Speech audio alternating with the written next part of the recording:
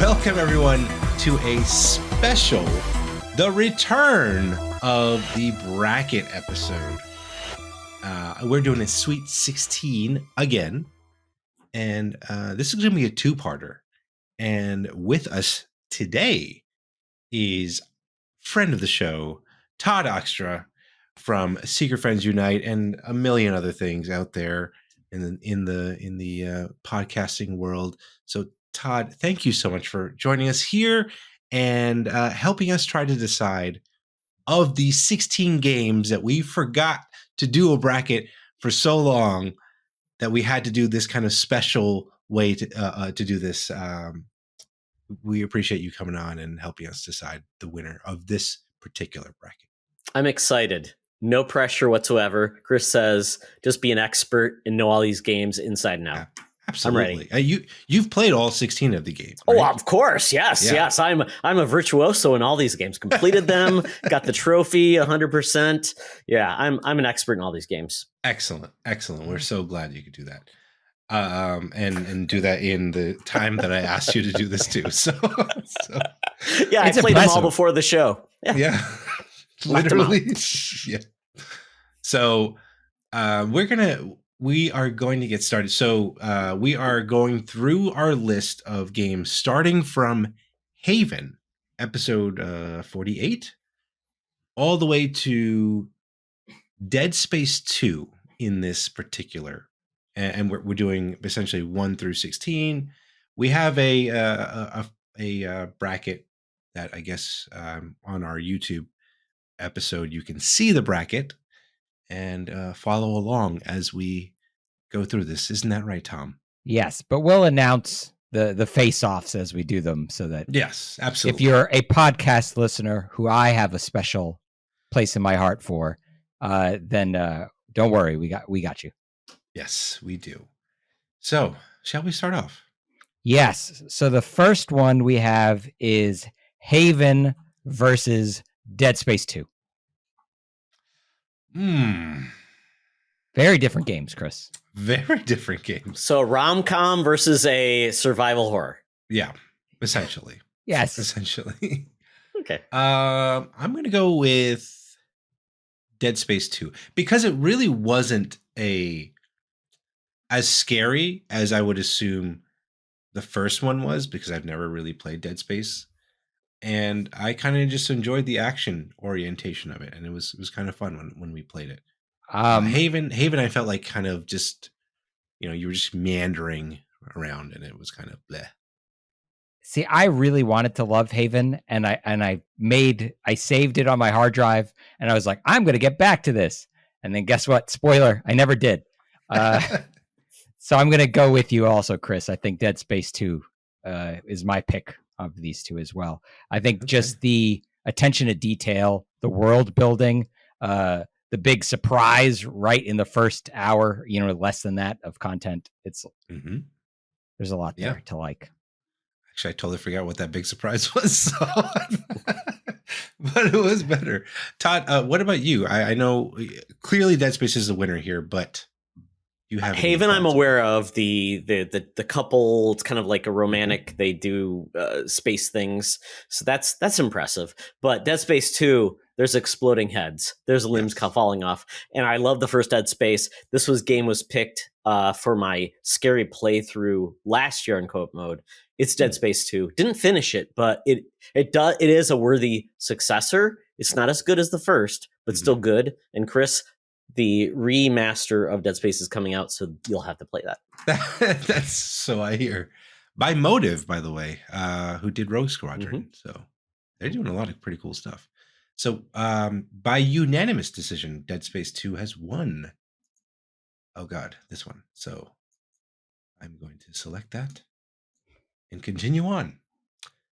So next one, Lonely Mountains Downhill versus Curse of the Dead Gods. Ooh, roguelike versus down the hill racer. So you went from like 1 versus 16 to 9 versus 8. You went to like the middle of the pack. Look, man, I don't know. This is how the bracket was set up. I don't do any of this stuff. It's just I tell the computer. I see what you're doing. Hey, computer, do things for me. The kangaroo court's in session. Yeah, exactly.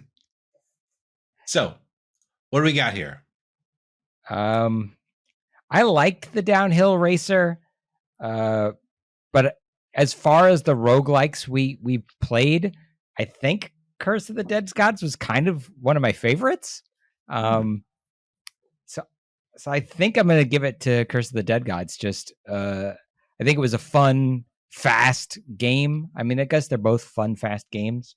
Yeah. But I liked Curse of the Dead Gods better of the two. Okay. Todd, any input here? I remember Lonely Mountains Downhill looked like a romp as you basically just go down the mountain, and you'll crash, you'll die, and it's cute though, and no stakes.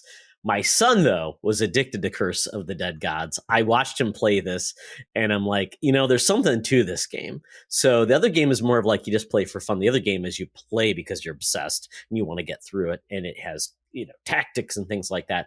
So I'm not good at like biking. Even in real life, I was bad at it. So that one be like, I don't like doing that in real life. But, Dead Gods and Curses, I'm all in. Okay. This is another unanimous decision. I am also picking Curse of the Dead Gods. And the reason being, I did go back and play this game a little bit longer because I don't know if you remember, Tom, they had that accessibility mode where you could be, you could have God mode essentially on. Right. Make it easy. And make it much easier. Nice. So it removes a lot of the roguelike in this roguelike. So I appreciated that. That was nice. So I didn't complete it though, but I did get a little bit further. So it just kind of turns it into a regular dungeon crawler, and then you enjoyed that. Exactly. So and the parry system was great. Yes, the parry system was it felt good, and you could tweak that too. So that was great. So Curse of the Dead Gods, you're moving on, and we're moving on, aren't we? Yeah. So now we have Procession to Calvary versus Super Lucky's Tale. Yes. I'm going to say right off the bat, Procession to Calvary was my game here. I loved this game, and I honestly beat the game literally right after we recorded. I finished the game. Oh my goodness! Because it was that. I mean, it's a super short game. It was like 2.5 hours, maybe. But it was so funny, and I loved the art style, like that kind of medieval Monty Python feel to it. But I loved it, and I thought it was so good. I will admit though, near the end, the jokes they front loaded the jokes, and near the end it got a little stale. But yeah, I mean, but no knock on Super Lucky's Tale, because that game felt pretty good. It was a good platformer for what Xbox was pretty lacking in for quite some time. So, well, I'm about to make this very difficult for Todd, because I am going to go with Super Lucky's Tale for exactly the reason that you mentioned, Chris, which is that I think it's a very tight, a really fun platformer. I think it does a lot of things right in terms of just feeling right playing it. And I think, there's something to that Mario jump, right? Like Mario jumps the exact right way. And there's something that they captured making Super Lucky's Tale. That maybe it's not quite that good, but it's good. I enjoyed playing it quite a bit. And while I did like that Monty Python humor, it did start to wear thin on me by the end of my hour. So I didn't keep going with that one. So that's fair. So all right, Todd. This is saucy. I like this. So this is like the internet meme of like, you've got like those Renaissance paintings where they say a joke, which I like. I like that a lot. But then you've got Super Lucky's Tale, which actually started as a VR platformer, which is crazy. Then they made like Lucky's Tale, and they made Super Lucky's Tale. So I'm going to go. I have played Super Lucky's Tale. I thought it was a competent platformer. Not a lot of personalities, seemed like very generic, like Conker if he didn't like smoke and do drugs and puke all the time, versus this game, which I think personality goes a long ways. And I love like the medieval like memes of like the painting of like, why is the baby smoking? I don't know. It's the medieval times. So I like that. So I'm going with Chris. Procession to Cavalry. Yes. Oh no. No, but like, it was such like when we got this game too, I felt like it was a breath of fresh air in the types of games that we're getting, because I felt like at that point we were getting a lot of roguelites and stuff like that. So I was like, this was cool to be able to play a weird game like this and beat it. I beat it. Tom's like Chris. Oh, God, Todd is never welcome back. Oh my God. Oh. All right, that's Procession to Cavalry moves on, and we're going to be talking about now Telling Lies versus Boyfriend Dungeon. Ooh, I have strong opinions here, Chris. Go ahead. So I liked the concept of Telling Lies. Mhm. I think it's cool.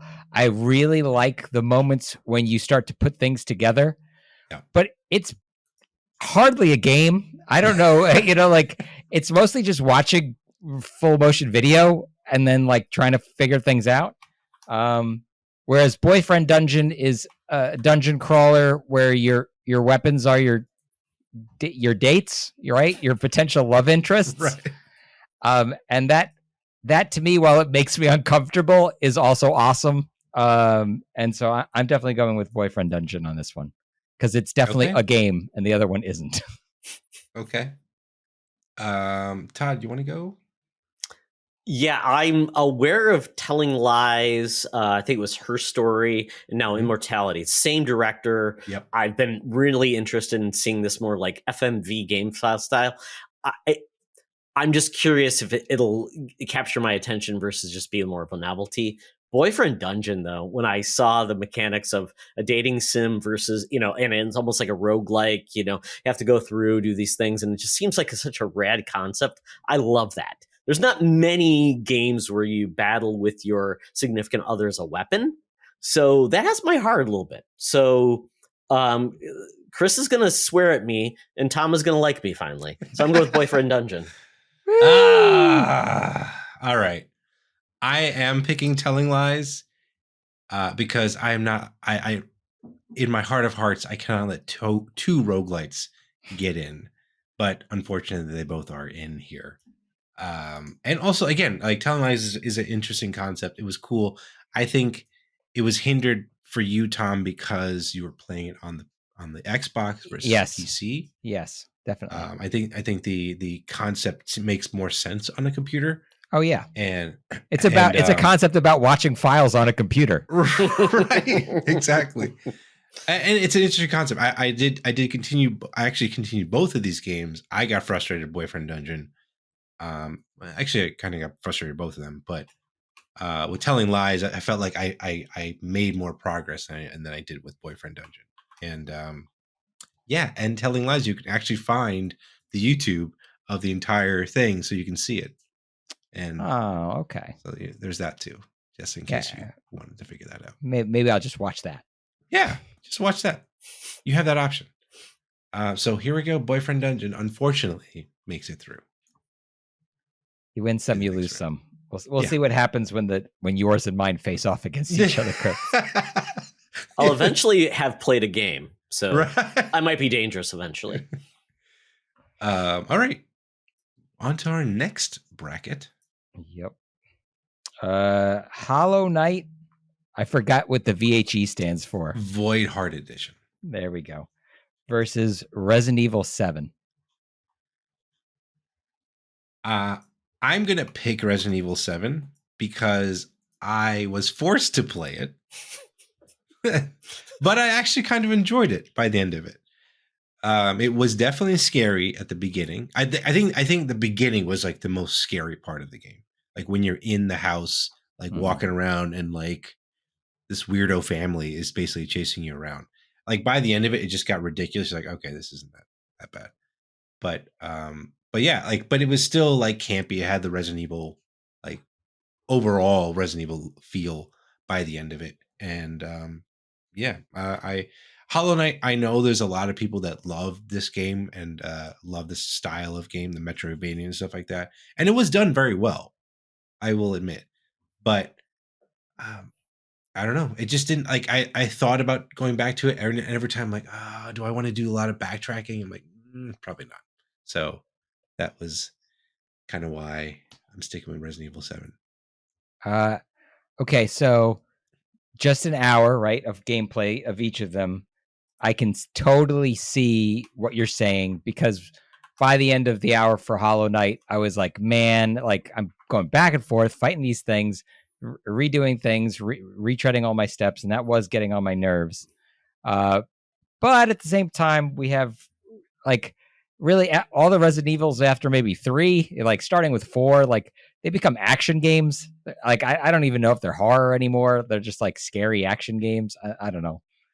But I mean, this was scary though. This was an all yeah, action. Also, you're right. You're right, and I'll concede. I will also say Resident Evil 7 here, because if you were to make me play one of these again and say, Tom, you have to pick one of these and play another hour, I'd rather play an hour of Resident Evil 7 than another hour of Hollow Knight. Sorry to Hollow Knight fans.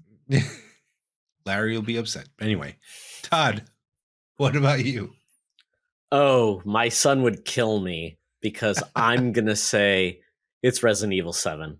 I think this is where Resident Evil said, we're going to remake our old games that you love, but we're going to go in a first-person perspective, be really creepy, and try something new that definitely feels different. I loved it. I love it to pieces. Loved 8 as well. So I love that. Plus, I love the old Resident Evil games. I would tell you that with Hollow Knight, I want to like it, but I felt like this vague storytelling in Metroidvanias doesn't get me. It's like I felt like I was traversing, nowhere to go. Oh, you have to listen to the thing to get a map, and I'm like, but everything looks the same. It's gray and boring and kind of depressing, and I'm like, I'm not going to go in. My son would kill me because he's like listening to me talk right now, and he's like, Dad, you suck. Why would you not love this game that I love so much? Resident Evil 7. Enough said. All right. Enough said. Resident Evil 7 with a clean sweep there. Yeah. All right. Now, on to the next bracket. Ember versus Scarlet Nexus. I'm going to say Scarlet Nexus. Oh! Ooh. Spicy. Am I going to make this difficult? Here's why, okay?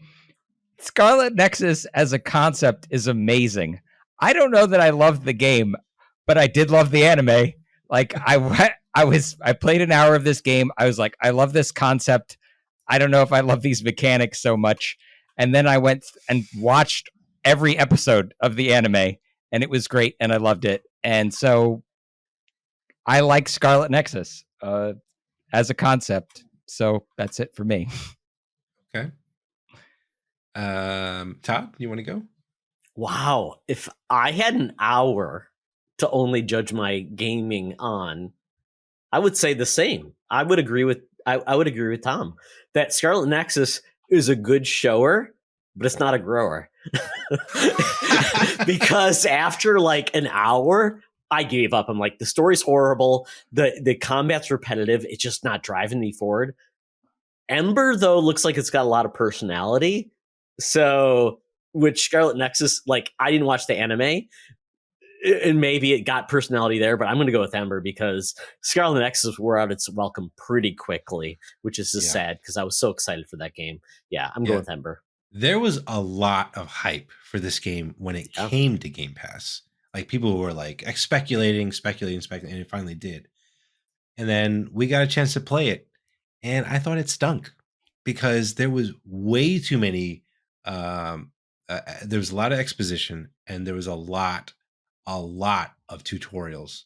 And I didn't like the fact that there was like these motion comics, but then like, what the hell was that? Inconsistent story playing, like cutscenes, motion comics. They couldn't figure out what the hell they were doing. I believe they had voice acting, right? Yes, they did. It had voice acting, but the lips wouldn't move. But they had fully modeled characters. I was like, what is going on here? So that was so frustrating.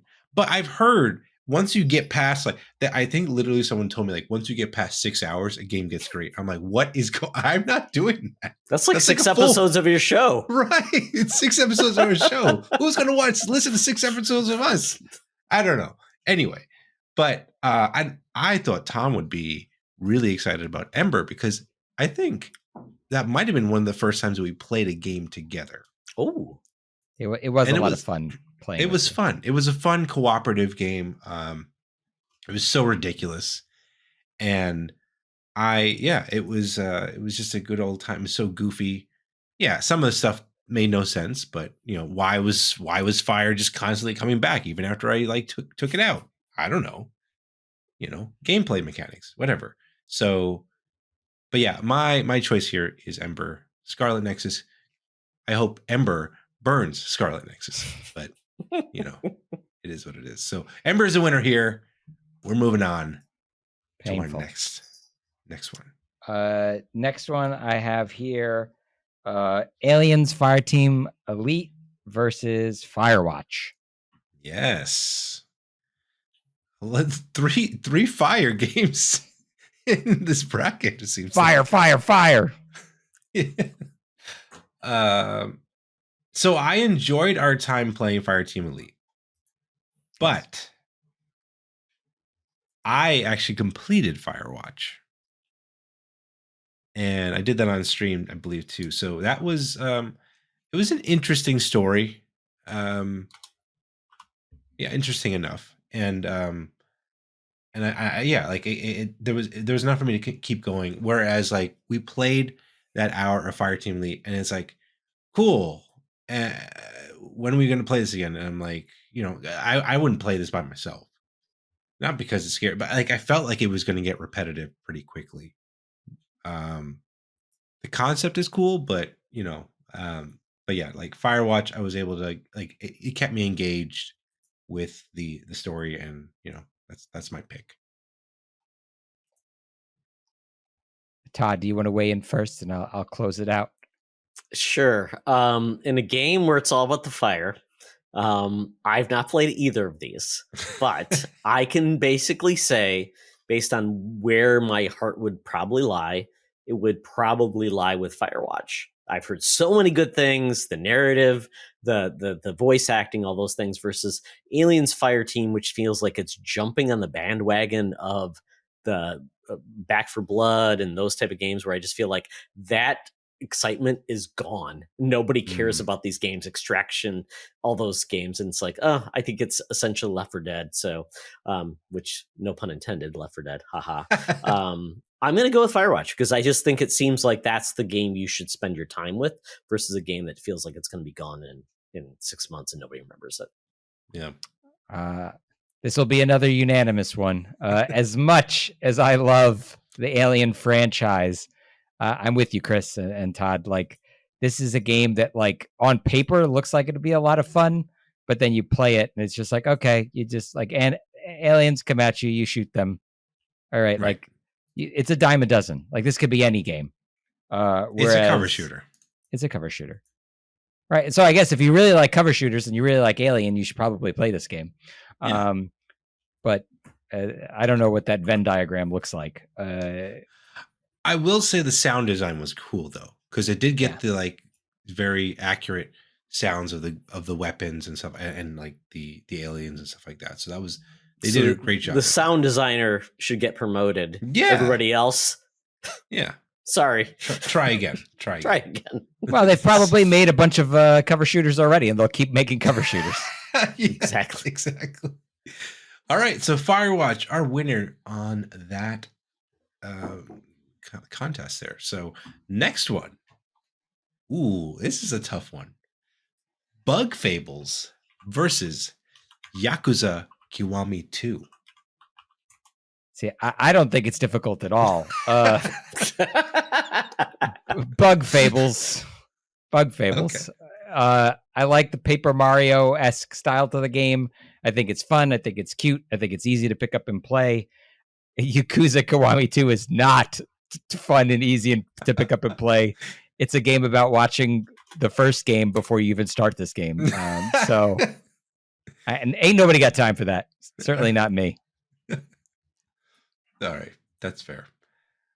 I'm picking Yakuza because I actually bought this game. It was dirt cheap at the time. It was like $2 or something like that on Game Pass. And I saw it was leaving Game Pass. I was like, no, you're not leaving my hard drive. And I picked Yakuza because I love the ridiculousness of this game. Honestly, Tom, there's one point in this game where some guy comes up to you, is like, "Hey, you look really good. You should take some like modeling pictures with me."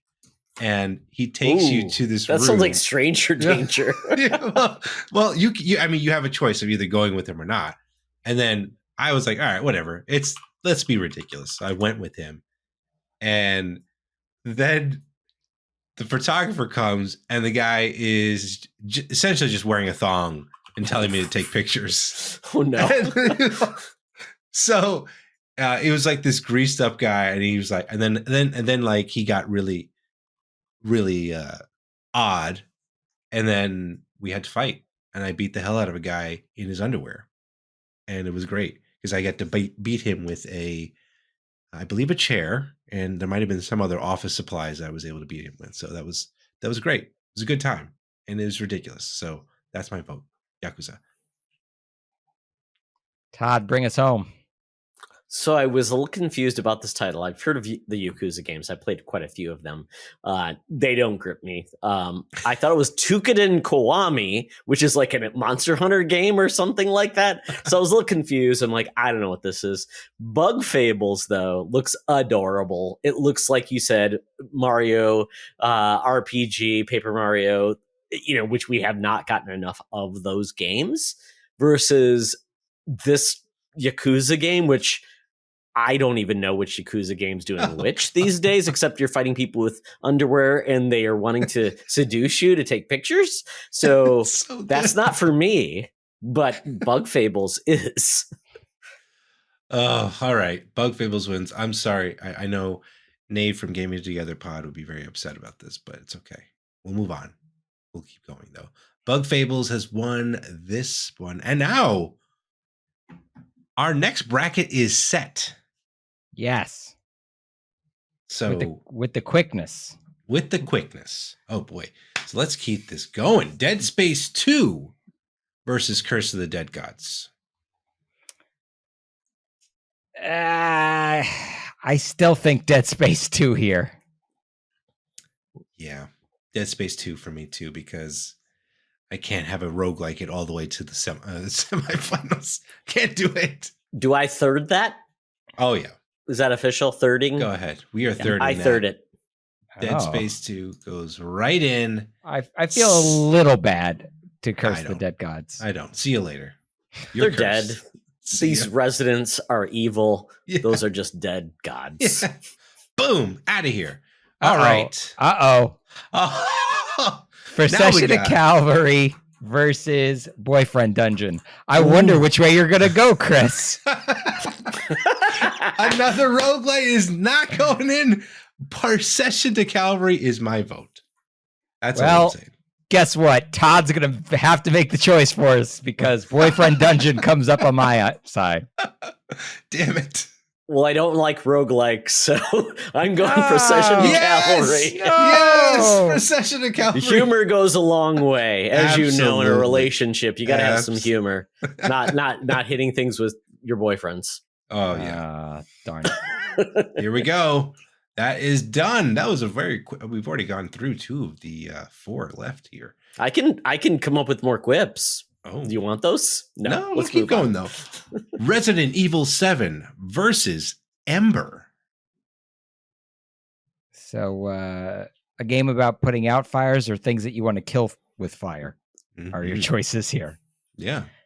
I had more fun with Ember. I know that's weird because I picked Scarlet Nexus against Ember, but forced with the decision to continue playing Resident Evil 7, which I'll concede it's cool that it's in first person and returns to horror in a way that the previous ones were not. 4, 5, 6 to me weren't. I don't know. It still isn't. It doesn't feel like Resident Evil to me in the way that like the old ones did. Right. Whereas Ember, I thought was a fun co-op thing that we did. We really laughed ourselves till we almost cried playing that. So I'm picking Ember. Okay. Todd, you go ahead. RE7. No question about it. Oh. I'm glad you guys had a good time with Ember, but Ember, sit down. I'm sorry, Todd. You're going to have to take several seats because Ember is my choice. And Tom, to your point though, I think they captured the feeling of Resident Evil 1 and 2, because obviously Resident Evil 1, 2, and 3 had the forced camera. And in a way, you are forced in your first person. Yes. But I thought I had a better time in first person with Ember, because that's a first person game, and playing something cooperatively and just doing something ridiculous. That was a good time for me, so I'm sticking with that. Ember moves along. Sorry, RE7. This is the first place that you have not gotten Game of the Year or whatever accolades here. So see you later. Should I leave now? Not yet, Todd. Okay. We've got a few more. We're not done yet. Okay, I'll be good. Firewatch versus Bug Fables. Well, I completed Firewatch. Oh. And like I mentioned before, Bug Fables I didn't complete. But if I had to choose, I think I would go with Bug Fables here. Because I thought the mechanics, like even though it's a turn-based game, I thought the mechanics of like each character having a different way to, get the most like damage against your opponents and stuff like that was actually pretty interesting and pretty cool. And so that's my choice, Bug Fables, for this one.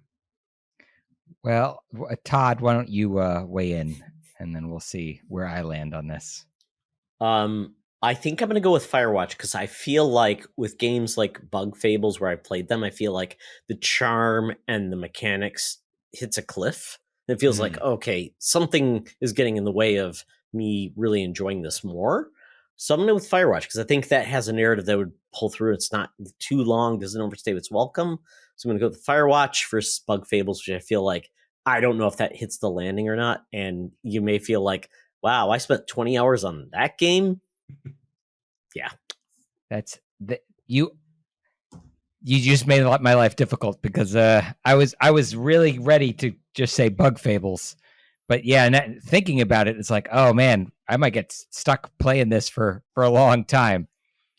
But I don't know. The Firewatch to me, I just felt like I was walking around a lot and listening to audio files. I don't know that I felt like I was getting much anywhere. This is a challenging one. Like walking your dog, listening to podcasts. It's like, this ain't a good game. I'll put it to you this way, Tom. Firewatch takes about 4 hours to beat, according to how long to beat. Bug Fables takes about 25 hours to beat. Oof. All right, Firewatch, just based on that expediency. That's the name of this podcast. Is how quickly do we do this? Respect my time. Yes. I'm sorry, Firewatch. Bug Fables, you just take too long. Take too long. And now we have our semifinals in check here. So we've got, in bracket number 1, Dead Space 2 versus, come on now, Procession to Calvary. Let's take it all the way. Let's take it all the way. I'm picking Procession to Calvary here because it was just so ridiculous. I'm sticking with my boy. This is the dark horse here throughout this entire bracket. I appreciate that it is quicker to beat the Dead Space 2, but I want somebody with guns to shoot down all your hopes and dreams. So I'm going with Dead Space 2. Damn it. Sorry, Chris. No! No! You know what? I like humor, but I like dismemberment and good combat versus All right. witty Monty Python humor. Dead Space. All right. Yeah, the dismemberment mechanic is pretty cool. I'll admit that. But, ugh, what a shame. You're a lover, not a fighter. I get it. What a shame. All right, we've got two Fire games. two fire games in this other bracket here. Ember versus Firewatch. Ember for me. Firewatch barely made it through to this round for me. So, and Ember shouldn't have made it at all if I got what I wanted out of Scarlet Nexus. But Yeah, that's fair.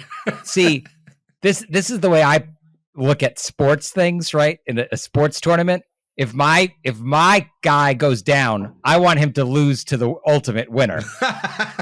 So I'm taking Ember all the way down, all the way to the end here. So, oh my god, here we go, Ember for me.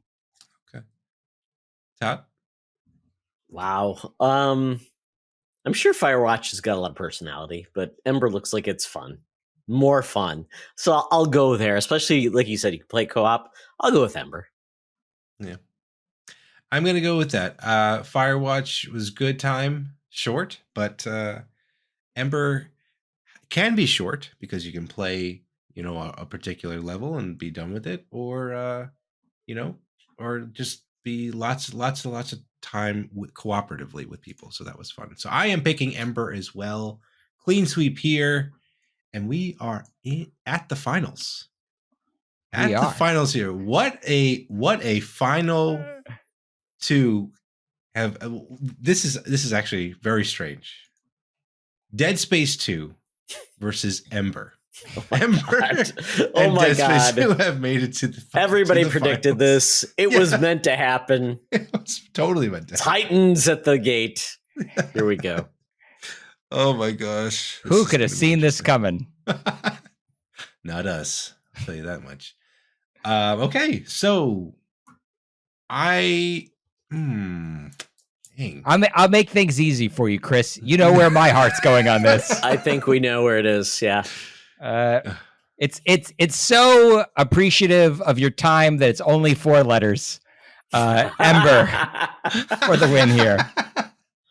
Oh wow! I really thought you were going to say Dead Space 2 there. Ooh. No, we've already eliminated your stupid procession of cavalry. I win no matter which one of these wins. I'm picking Dead Space 2 because it was, like Todd mentioned, the dismemberment was fun, and it was just definitely more actiony and ridiculous. It went more campy than the first one. So, yeah, that's my pick here. So, Todd, you are our final decision of this bracket. Oh no! Oh, no my pressure goodness. there. Tom with an M versus Todd with 2 D's. This is going to be a consonant battle for all time, but I'm going to go with Dead Space 2 because I love the series. I love insanity. I love killing things with weapons versus, goofy looking characters battling fires. It was a fun game. I'm not upset that it won in the end. There's a reason that it's such everybody, likes it so much. Right. And they're happy. This is the most anybody's talked about that game though in like a year. Anyways, they're getting their hype. Yes. Yeah. Motive is getting ready with Dead Space 2 remake while Dead Space is just coming out. So there you have it. Our winner for this bracket is Dead Space 2. Who would have thought it? I don't know. That was number 16. That was number 16 in this. A Cinderella story, John. The Cinderella Congratulations. Story. Well done. Whoever picked Dead Space 2. Or merely the freshest in our minds. or bad bracketology is all I'll say. Maybe. That's possible too. Haven was number 1? Who? Yeah, exactly. But that does it for our episode on this lovely bracket. We're gonna have another bracket coming up sometime later on down the line. We don't know yet, but that's gonna be fun. Todd, thank you so much again for tuning in. And do you want to just plug all your socials and stuff like that? Yeah, thank you so much. This was a blast. Respected my time. You respected my ignorance in all these games and said, hey, Todd can have a presence to actually make a judgment on these games that he's probably played a quarter of them. But thank you for that. Yeah, and Tom, it's been too long. Chris, obviously, we've done podcasts together, and it's always fun. So this is a blast. So yeah, I'm at Toxtra just for all things generic, but where you can really see what I do is on at Secret Friends U. We do podcasts about Star Trek, Star Wars, video games, and all things geek. We do a YouTube page with all our videos as well. We can see our backgrounds. Like I've got Jason Voorhees throwing machetes in the background. Come there, and we'd love to have new voices in the world of nerd. So if you're interested in talking about goofy stuff, let us know. And Tom, you're well overdue to come on more of our shows, because we do Star Wars, we do Star Trek, we do all these things. So please come on those. And Chris, we need you back again. Yeah, man, always a pleasure, and great content you guys always put out. So again, really appreciate you coming on. And yeah, so that's it for this episode, everyone. Thanks for tuning in, and we'll catch you on part 2. See ya. Thanks, everybody.